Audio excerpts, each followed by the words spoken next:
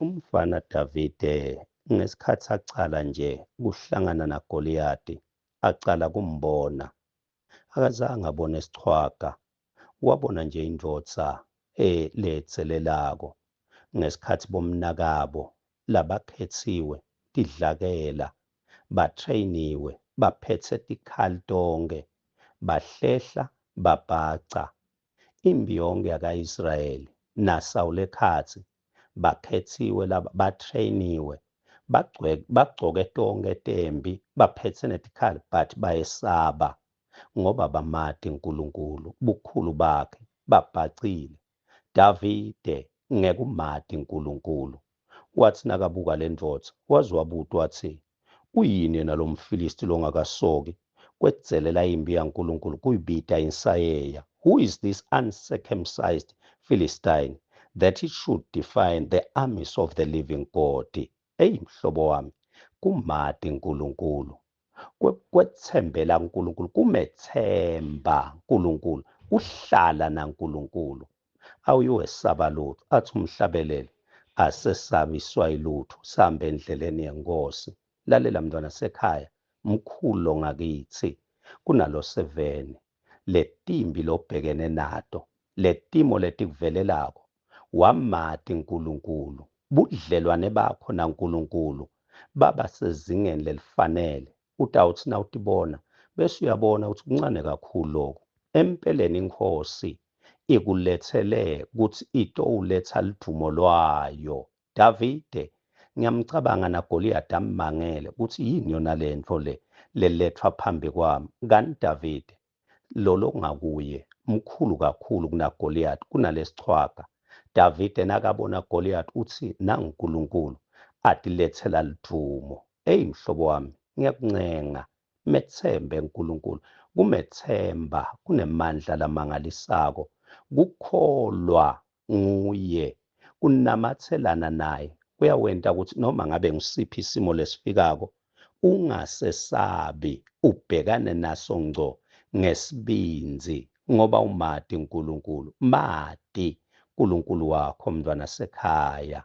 Sawubona mhlobo wami, sawubona mntwana sekhaya. Nanamhla ekuseni kwaphinze kwaba yintokoto kimi kukubingelela ngolo gama lelihle leliphakeme nalelinemandla, igama lenkosi yethu Jesu Kristu. Waze wamuhle uNkulunkulu.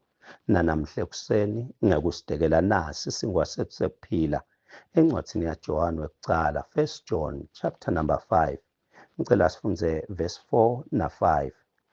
4 uthi wonke umuntu lodelwe uNkulunkulu uyalincoba live. Eyi, ake sesime lapho kancane nje siphoze.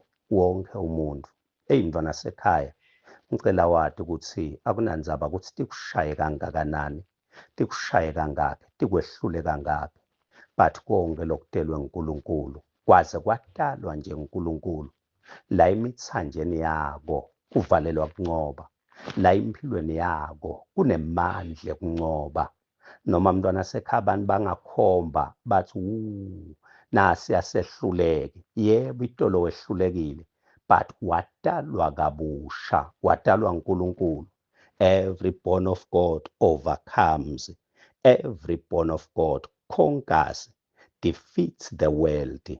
Watalwa nje uNkulunkulu, nakanjani la kuwe kuvalelwe emandla kuncoba.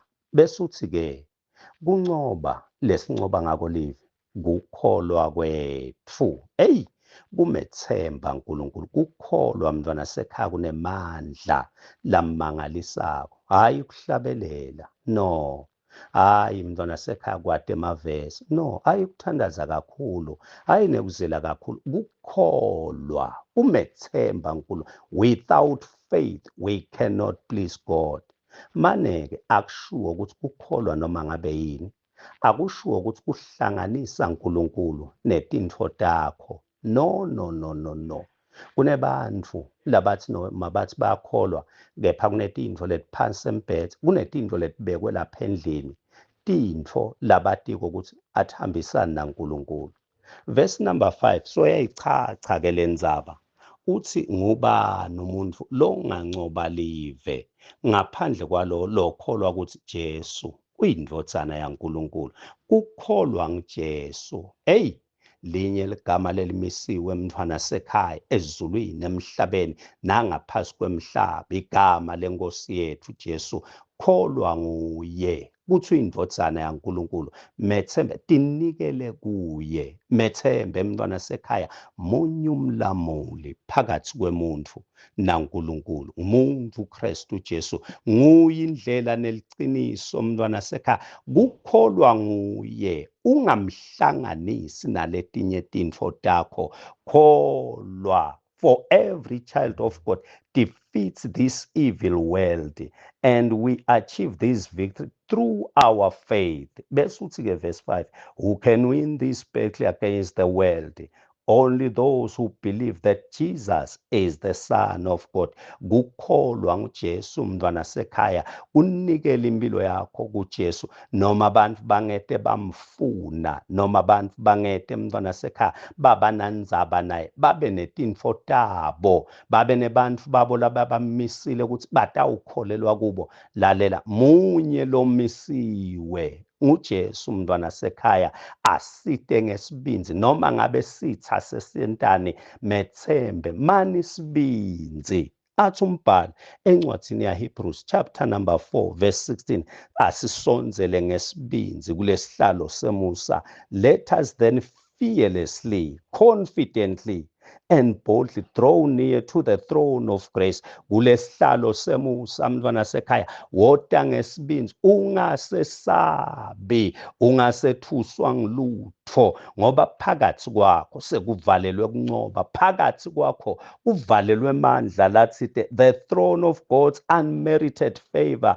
to us sinners. Thine lesitehluleki, noma ngabe wehluleke kangaka, noma ngabe mntwana sekhaya impilo ikushaye kangaki, lalela, ngicela usonzele ngesibinzi. Kunemusa lomisiwe, kunemandla lavalelwa phakathi kwabo bonke labamethembako Jesu. Methembe mntwana sekhaya, simethemba tintfo tingethembisi, simo singavumi, asihambi ngekubona, sihambi ngako konke, sihamba ngekukholwa. Methembe, kukholwa kunemandla, kukholwa mntwana sekhaya kuyawukwentela timanga. Kholwa nguJesu, methembe Jesu, nikela impilo yakho kuJesu nanamhla, kunemandla lavalelwa phakathi kwakho. Babe wethu longcwele, babe wethu lophilako, valela lamandla Nkosi labhidlita ngisho tifo, valela lamandla Nkulunkulu lehlulekisa yonke impi yebumnyama, ladzilita tincaba, ladzabula tinketane letingcolile, konke Nkosi ngalamandla, ngalokutalwa kabusha sitalincoba lelive. Siyabonga Babe ukuthi kude lokutasincoba nasikuwe egameni likaJesu Kristu.